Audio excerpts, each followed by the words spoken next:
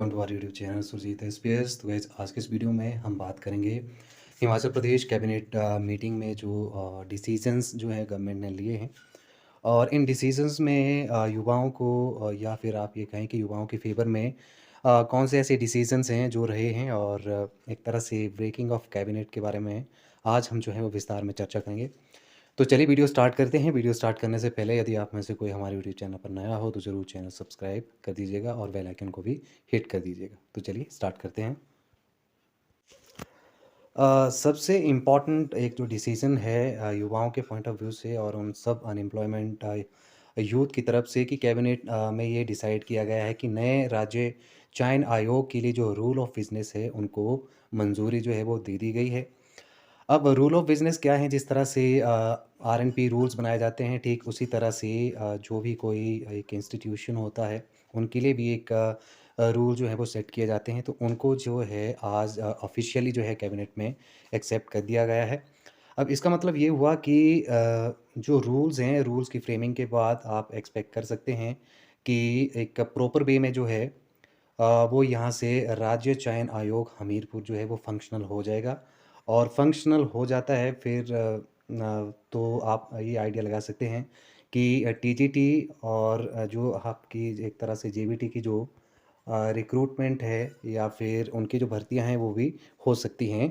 ठीक है। और एक्सपेक्टेड यही है कि इस साल के एंड तक, ज़्यादा अगर लेट भी होगा तो इस साल के एंड तक ये दोनों भर्तियां जो है वो हमें देखने को मिल सकती हैं। तो ये फैसला लिया गया है। अब इम्पॉर्टेंट है कि इम्प्लीमेंट कब जैसे होते हैं और क्या नेक्स्ट प्रोसेस जो है वो यहाँ से बनता है। अगले फैसले की बात कर लेते हैं। अगला जो फैसला है इसमें कैबिनेट ने 19 नायब तहसीलदार के पद भरने को जो है वो मंजूरी यहाँ से जो है वो दे दी है और ये एक अच्छी खबर आप कह सकते हैं क्योंकि कैबिनेट में जो है वो नायब तहसीलदार की अप्रूवल मिलना इट्स अ वेरी गुड एक तरह से डिसीजन आप इसको कहेंगे।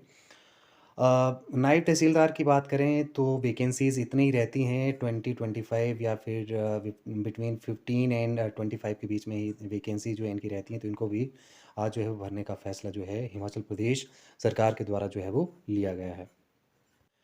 इसके अलावा यदि बात करें तो 5 एचएएस के पदों को डायरेक्ट भरेगी सरकार, यानी कि 5 एचएएस के जो पद हैं उनको भरने का फ़ैसला जो है वो भी सरकार ने लिया है।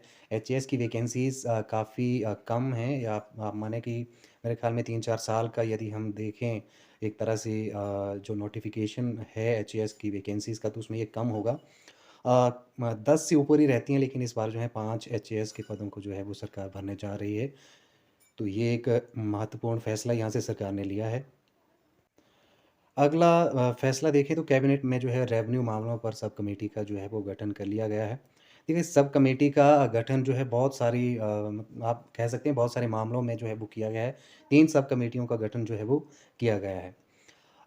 रेवेन्यू मामलों में इसलिए क्योंकि जो पटवारी की जो रिक्रूटमेंट होनी है पहले वो स्टेट कैडर में था, अब जो है उसको डिस्ट्रिक्ट कैडर करने की कोशिश की गई है और इनकी जो सैलरी है उसके रिगार्डिंग भी एक जो है वो फैसला आया था कि इनकी सैलरी को जो है वो और भी कम कर दिया जाए। तो फिर थर्ड क्लास की जो भर्ती वाला जो एक रूल है उससे कम जो है इनकी सैलरी आ जाएगी। तो ऐसे में फिर ये भी एक पेंच जो है सरकार को जो है वो फँसा है और इसको भी सरकार को देखना पड़ेगा। लेकिन यदि 11-12 हज़ार इनकी रहती है अंडर कॉन्ट्रैक्ट, पटवारी की सैलरी रहती है, यदि उनसे भी कम कर दी जाएगी तो फिर ये कहीं न कहीं थोड़ा-सा दुखद रहेगा उस पॉइंट ऑफ व्यू से। तो इसके लिए भी जो है वो एक सब कमेटी का निर्माण जो है सरकार के द्वारा आज किया गया है। अब बात कर लेते हैं कि एसएमसी और एनटीटी का क्या है और कंप्यूटर शिक्षक का क्या कोई आज फैसला हुआ या फिर क्या?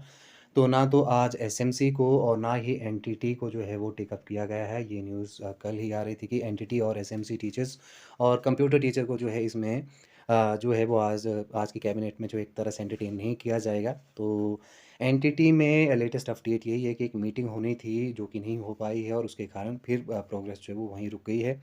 अब देखना पड़ेगा कि बजट के बाद क्या फ़ैसला जो है सरकार लेती है एनटीटी भर्ती को लेके और बजट में ही बात करें बजट में ही जो है वो यहाँ पे एसएमसी के लिए भी एक बड़ी उम्मीद यहाँ से बनी होगी। एसएमसी वालों की जहाँ तक पॉलिसी की बात करें तो परमानेंट पॉलिसी तो शायद कुछ उसका कैबिनेट में बने, लेकिन उनकी सैलरी में जो हाइक है वो देखने को मिल सकता है और अच्छा खासा सैलरी में हाइक इनको जो है वो मिल सकता है। कॉन्ट्रैक्चुअल सैलरी के इर्द-गिर्द उसके नज़दीक की जो सैलरी है इनको दी जा सकती है। बाकी जो भी फैसला होगा वो अब बजट पे ही सारी उम्मीदें जो हैं वो आके टिक गई हैं।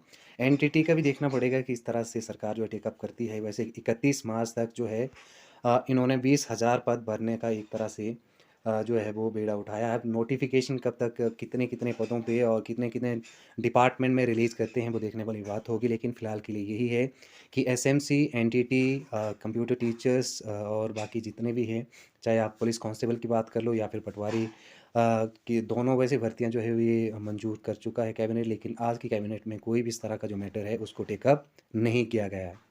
तो आज के इस वीडियो में इतना ही। उम्मीद करता हूँ कि वीडियो इन्फॉर्मेटिव लगी होगी। वीडियो इन्फॉर्मेटिव लगी तो वीडियो को लाइक शेयर ज़रूर करिएगा और चैनल पर नए हो चैनल को ज़रूर जो है सब्सक्राइब कर लीजिएगा इसी तरह के इन्फॉर्मेशन के लिए। Thank you very much.